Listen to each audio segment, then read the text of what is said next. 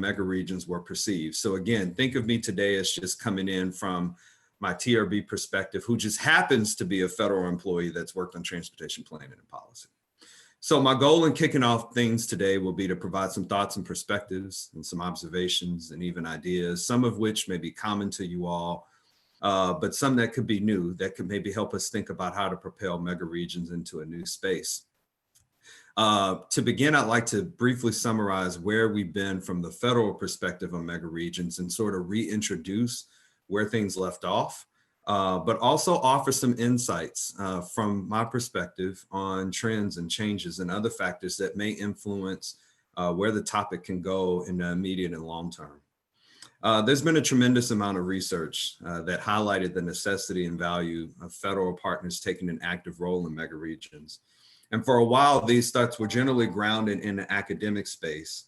But at a point not so long ago, they really provided some insights for federal practitioners to start thinking about the impacts on their programs, on the federal aid programs specifically during my time at Federal Highway. But think about also overlapping impacts, exploding population growth, a complex myriad of overdue and overlapping capital projects, and the explosion of e-commerce, and what these things had in terms of actual shifts on transportation or pushes and pulls on the system. And by transportation, I'm specifically thinking about planning, goods movement, operational efficiencies, economic development, and more. And by thinking through a multi-jurisdictional lens, we've learned that the cooperation between federal and local partners combined with the private sector has tremendous potential. In the last few years alone, the transportation planning community benefited substantially from the work many of you authored and produced for the last decade or two. And I want to just highlight some of the key accomplishments that I think the feds were able to push on megaregions. The first came out of our Federal Highways Everyday Counts effort. And Everyday Counts, or EDC, is defined as a state-based model that identified and deployed proven and underutilized innovations, saving time, money, and resources that can help deliver projects more effectively and efficiently. EDC is now in its 6th round, but back in round 3, FHWA introduced the regional models of cooperation concept, which provided a framework and process for state DOTs and MPOs to improve communication, collaboration, and policy implementation across agency and jurisdictional boundaries. This push essentially gave FHWA some momentum and movement in the megaregion space. The acknowledgement that critical infrastructure issues such as freight, economic development, safety, congestion, and operations span geographic and political boundaries, therefore requiring a higher level and deeper level of coordination, started our trend on megaregions. The funding from this effort resulted in a number of key workshops, guidebooks, and case studies, all showcasing a variety of tools and successful methods on how to better collaborate and coordinate on megaregions. The next piece really focused on 2 key research projects that were both combined or both produced with the thought and mindset of thinking about how to actually put megaregions into practice at the MPO level. Through the American Planning Association and through Georgia Tech's Center for Quality Growth and Regional Development, 2 key publications were released. The first was Multimodal Planning at the Megaregional Scale in June of 2017. And this provided a literature review as well as a scan of long-range planning documents and case study research that examined the state of megaregional planning and resulted in development of regional long-range and local comprehensive planning networks, which highlighted opportunities for local and regional agencies to start thinking about how to merge in megaregional issues into their long-range plans. And then the second, which was released earlier this year, but maybe did not get a lot of traction due to COVID, was the multi-MPO planning document, also produced by APA and the Georgia Tech Center for Quality Growth and Regional Development. So now that we've kind of set the stage on kind of the big picture accomplishments in terms of research, I want to think a little deeper for a moment about one big question that really plagued me in terms of preparing for these remarks. And it's how far have we truly moved the needle on megaregions? And for the purpose of this question, I'd like us to think specifically over activities that may have occurred in the last decade, but have a deliberate spotlight on the last 4 or 5 years. Some overarching themes, and I summarize this in 5 key points to kick off our brainstorming here. What's been our success story in terms of bridging the business community with respect to the transportation planning process so that each other will understand our shared goals, bottom lines, business processes, and more? The second is, what have we learned from each other over the last decade, and what will we consider by way of wins or progress in terms of partnerships? The third, and this may be interesting to some of you, if we assign grades on coordination or collaboration on megaregions, what will we give ourselves? Do we grade ourselves by megaregion? Or how do we rate overall from an American perspective in terms of megaregional coordination? The fourth is what remains to be done on this topic. And then the fifth is, how do we develop a cohesive, universal strategy that can push these ideas further from concept into action? With credit to several of you, there have been several key prior efforts that have certainly influenced the federal perspective and interest in megaregions, such as America 2050, research work that's been done at the university level and that's been produced and shared, and many other activities that have all played a dynamic part in bringing megaregions to the forefront of some key discussions over the last few years. However, there still remains to be a harmonized approach across government that continues to serve as a key challenge and opportunity for us. One of the first examples and success points from the last decade was the instrumental partnership between FHWA and you all that serve in the academic community as it relates to megaregions. Utilizing years of academic research, FHWA launched a national series after the EDC effort. And this is what Ming mentioned through the 9 workshops that we produced that really brought together transportation partners from various state DOTs, MPOs, chambers of commerce, and the private sector. For 2 years, from 2016 through 2018, we worked to produce these 9 unique workshops throughout the country. They supported a range of activities. We helped establish the first ever I-10 Corridor Coalition, in which we brought together the state DOT CEOs from Arizona, California, New Mexico, and Texas to sign an inaugural charter on corridor collaboration and economic efficiencies for this particular effort. We also looked at how we could better harmonize and bring together the public and private sector entities with a focus on transportation issues and outcomes. These workshops generated high interest and in the transportation planning community, not only at the executive level, but also at the staff level, and also helped us move the topic of megaregions further up on the agenda within these communities. So we held workshops in the following megaregions: the Arizona Sun Corridor, the Mid-Atlantic megaregion, Mid-South, Piedmont, Northeast, Midwest, Great Lakes, Texas Triangle, and Central Plains. It's important to note the naming conventions, because some of you may be scratching your head like, since when did we have a Mid-South megaregion, and where's the Gulf Coast? Some of you may call it 11 megaregions, and some may refer to it as 10 megaregions, 12 or 13. And as we all know, there's no right or wrong answer here. It's all okay. No matter how we delineate the boundaries, the bottom line is the coordination that's happening within these spaces across these geographical boundaries. There were some primary driver issues that we covered during these workshops, and I just want to highlight some of those for everyone's benefit. The first was having key discussions on freight, not only with the railroads, but also trucking companies and major private sector contributors. And some of those that attended, just to name a few: Union Pacific Railroad, the Dallas Chamber of Commerce, Walmart, UPS, CSX, Ford Motor Company, Home Depot, and the Hartsfield-Jackson Atlanta International Airport Authority. We also received insights from local chambers of commerce and economic development experts. We talked about big concept ideas around major airport hubs such as Aerotropolis, and also the emergence of hyperloops in the Midwest and the Cleveland, Columbus to Chicago connectivity and what that meant for megaregions. We looked at repurposing and thinking about second and third tier cities as major economic drivers of economic development. We looked at emphasizing the dependent nature of urban, suburban, and rural communities as it relates to transportation, and also other key issues such as congestion bottlenecks, data sharing. How do we effectively address new technologies such as connected vehicles and autonomous vehicles? the future of platooning and legalization and harmonizing those standards across geographical boundaries, strain DOT and MPO resources to focus on megaregions, and then of course, funding and governance. Coming from our workshops, we learned a lot. All of this stuff is summarized on the FHWA website, and I'll drop that in the chat pod at the end of this presentation. But some key highlights and some takeaways that I wanted to bring to this group, as I thought it was important in light of today's discussion in a two-day conference.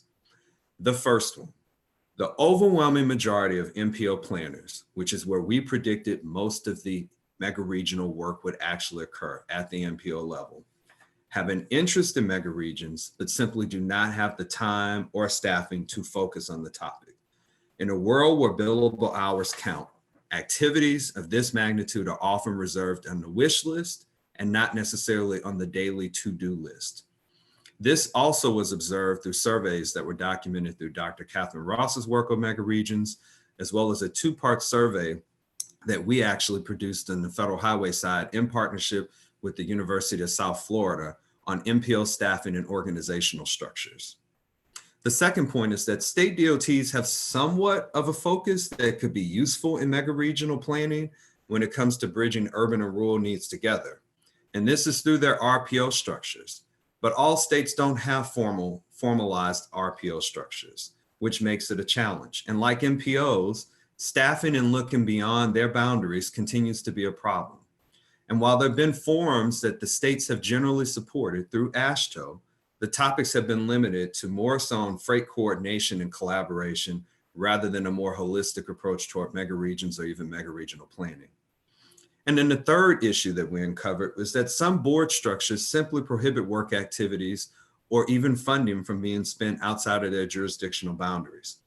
The MPO staffing report that I referenced from the University of South Florida touches on this. And this was also followed up and touched on in Catherine's work from her survey results as well. This is where a national incentive to push and focus on these type of work activities would be useful, that could help benefit or actually actualize the benefits of working together on a geographical scale instead of through a siloed approach. In response to our 9 mega-regional workshops, we immediately started thinking specifically on implementation. And therefore, we launched the second phase of mega-regions from our perspective, titled National Economic Partnerships. This was a lightning fast effort in which we produced a baseline template where we released what our criteria and the things that we were looking for, and actually solicited folks to bring us their ideas on innovations on how to implement megaregions in their respective areas. As a result, we received 29 letters of interest, of which 12 were actually screened for top applications, and we screened it down to 4 top projects. Why 4? Because that's all we had the money for at the time. But we ended with 4 key projects. One, an I-15 in Nevada, which they would produce a freight mobility plan. The Maricopa Association of Governments in the Phoenix area is producing a value impact analysis tool to bridge the gaps of economic development and transportation investments along 3 major MPOs in Arizona. The Central Plains Freight Technology Plan, which is being led by the Heartland Civic Collaboration, as well as the Mid-America Regional Council, which is the Kansas City MPO. This is a dynamic project in which 5 state DOTs and all of the major MPOs in the 5-state consortium all contributed not only money, but resources and time to harmonize freight technology across the Heartland region. And then last but not least, Tennessee DOT, in which they are producing a future freight movement along Freight Alley Plan. This was also a dynamic project in which the MPOs of Birmingham and also Atlanta contributed direct funding, as well as the state DOTs of Georgia, Alabama, and Tennessee, all contributing matching funds to actually produce and analyze freight movement along with private sector goods movement in and around the Chattanooga region and the impacts on economic development from a mega-regional standpoint. All of these projects are going to wrap up later this calendar year. And again, I'll provide a link in the chat pod on where you can find more information on these particular projects. I shared all this information because there's some huge challenges underway with respect to transportation, which all of us are well aware of. But I'd like us to think about these challenges in the light of mega-regions and how we could be of use, perhaps in providing some meaningful steps towards some age-old questions. A few of these I'll just throw out. The million-dollar question, or even maybe the billion-dollar question, is how do we fix the Highway Trust Fund? What will our next surface reauthorization look like, and what do we consider as some must-haves? 2020 has been one interesting year.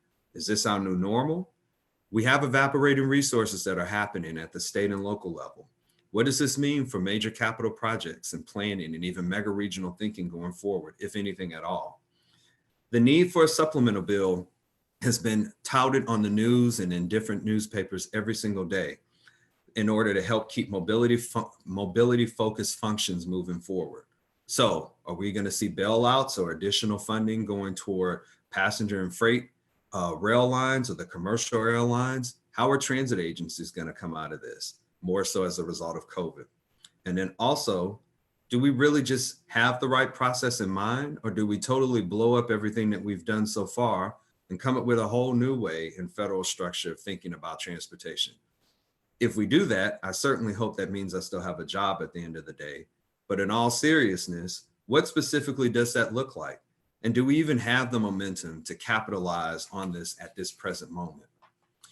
Let's go back to megaregions for just a moment, because I think it's important that we look inward to not only think about what we've done and accomplished so far, but equally what work we need to focus on in order to successfully move ahead. Therefore, it's really important for us to ask, what's missing from our messaging on megaregions? From our standpoint in the federal side, there remained a huge mystique surrounding the term. Believe it or not, there was an assumption that we created the term megaregions, and we mean in the feds. Armando, we know that's not true, but we had to convince everyone that we did not author this term. During our workshop series, especially in the beginning, we struggled mightily, even with our own confines, to explain in plain English what megaregions meant and what it did not mean. Ultimately, what we believed worked in order to get the public sector at the table was taking out the megawatt topics. And in this case, this meant funding, governance, and things that maybe alluded to MPO consolidation, and focusing more on a simplistic, basic principle and message on what megaregions meant. What do I mean by that? Communication, collaboration, cooperation. Does any of that sound familiar? Think of the 3C planning process and add an additional C, commitment. I didn't coin this. I certainly have to give credit to Barry Seymour, who's the ED at DVRPC in Philadelphia, because he actually brought this up during one of the workshops, one of the initial mega-regional workshops. And we borrowed this principle and began to embed it in every single workshop, briefing paper, presentation, and talk that we gave on megaregions. The next issue that we had to get into was moving beyond style and delivery. None of the megaregions are the same. They each have their own unique cultural and collaboration styles, issues, focus points, and ways in which they choose to communicate. Therefore, it was important that we take the time to really study each of the megaregions and develop a grassroots approach towards these workshops. We tailored each of the workshops to unique aspects on megaregions. So we worked through our division offices, worked with our state DOTs in these respective areas, as well as with a handful of MPOs, and received input from some key transportation stakeholders such as AASHTO, AMPO, and NARC to really think through every deliberate aspect of the workshop, from the length of it all the way to the panel discussions. We also had to move beyond the assumption that megaregions had some type of partisan bent. Because of misleading uses of terms and also timing, there was a lot of confusion in terms of who specifically owned megaregions from the federal side. Was it the Democrats or was it the Republicans? We both know the answer, or we all know the answer is none of the above. There was also a need to ensure that each workshop had its own unique look and feel. We found it critical to make sure everyone arrived at a baseline understanding of megaregions, which included a broad functional definition. And more so, we wanted to focus and present useful data that resonated with the audience, contextualized to the unique aspect of the megaregion. Items such as population statistics, growth patterns, and freight connectors, critical corridors, were all highlighted in white papers, which were provided to each of the participants at least 2 to 3 weeks in advance of the workshop. I chose to spend some time and just reintroduce this briefly, because if you're like me and you've been home for almost 9 months, We tend to forget a lot of the work that we've done that's been great and superior and things that have already been done. But I want to just leave you with a couple of things that we really need to think about. The issues, number one, such as governance, funding, and project prioritization, while we consider those megawatt, still continue to haunt the mega region community, and there's still a lot of confusion around how to attack those and move those forward. Reducing competitiveness across states and MPOs and incentivizing cooperation, particularly on complex transportation projects and issues, still remains a critical point. And then consistent and key pushes on this topic, not just within transportation and led solely by highways, but perhaps broadening this to be inclusive of other modes and even other key agencies. So how do we take the work beyond DOT and federal highway and also include other federal agencies to develop a more government cohesive approach? There's plenty to talk about in terms of 2020. And while I spent a lot of time thinking about COVID, I took a lot of this out of the speech, but I will say this, according to Deloitte, the pressure that COVID has placed on organizations during the coronavirus pandemic has shifted from moving citizens from keeping a core transportation system operational with a skeleton workforce to ensuring that freight and key essential workers can continue to move on. From an economic standpoint, there's been a lot of speculation and preliminary data rolling in on what will and will not survive during the pandemic. We need to think about what sectors are still growing, what's not growing, what's the unknown, what's the impact of state and local revenues, and what's going to happen with respect to capital planning and projects. And also the further economic divide in terms of social justice, social equity, disparities on transportation dependent populations and indigenous populations, thinking through our downtown core systems and also our modeling efforts. How do we socially distant and come up with a state of good repair on critical infrastructure? The Great Reckoning, if we're calling it that, is definitely beyond us. But what's going to happen with respect to e-commerce? Are people going to drive more? Will we lose all of the gains that we've made on air quality and VMT as a result of the pandemic? I will leave you with this, and it's a topic that I usually don't talk about with respect to mega regions, but one that is a little bit surprising to you all, and it's on climate change and resiliency. So my perspective on climate change is a very unique one. As Ming mentioned, I'm from Louisiana, born and raised about 40 miles from the coast. I'm proud of that and everything that comes with it, the good and the not so good. This year, Louisiana took the brunt of a horrendous hurricane season. Based on the data from the National Hurricane Center, there were 31 total storms this year. Only one of those did not become a named storm. So of those 30, 13 developed into hurricanes. And of those 13, 6 intensified to become major storms. Of those 6, 1 was a Category 5, and 1 was just short of a Category 5, which was Hurricane Laura. While there may be some doubt or debate about the effects or reality of climate change, and whether or not this year serves as a bellwether, the reality is there's something going on, and we need to take note of it. Climate change serves as a severe threat that we need to plan and brace for. My own personal story with hurricanes in 2020 is deeply personal. My parents lost their home during Hurricane Laura at the end of August. My mother just beginning her retirement and my father just about a year or so away, so he could just taste it. Their lives have been changed forever. And while we had no loss of life, luckily with my family, hundreds of thousands of others along the Gulf Coast can't say the same. Just a month into being permanently displaced, we were hit with another major hurricane, this one called Delta. My hometown of Lake Charles, which usually has about 80,000 residents, has only a fraction of that population today. So where did folks go? What happened to the jobs? All depends on your economic status and your mobility options. Most people went wherever they had family. Houston, New Orleans, Baton Rouge, Dallas, Atlanta, and other destinations have now become homes or temporary places for these displaced populations. Schools are still being repaired. And with an extreme and hard road ahead for recovery, folks try to pick up the pieces and think about harsh realities, the lack of housing, let alone affordable housing nearby, shuttered services that were once available. You're lucky if you can find anything open after 6 p.m. Long neglected infrastructure now serves as the backdrop to a congested corridor, AKA Interstate 10, that's shuttling everything you can possibly think of. Contractors, electricians, families trying to repair their homes every single day. and normal day-to-day commerce back and forth along this heavily traversed corridor. A one-way trip from Houston to Lake Charles would take about 2 hours. You can almost expect on any given day to double your travel time. I share this as perhaps a cautionary tale. Louisiana was this year, but who's to say Texas, Florida, Mississippi, or other coastal areas won't be next? What does this have to do with megaregions, you may ask? The impact of shifting populations and economies and jobs serves as a real challenge and threat that we maybe have not begun to fully actualize. After all these years of working on this topic, I can't help but think and wonder, just maybe, what if we had a mega-regional approach in the Gulf Coast and the Texas Triangle region? Would it have helped with resiliency?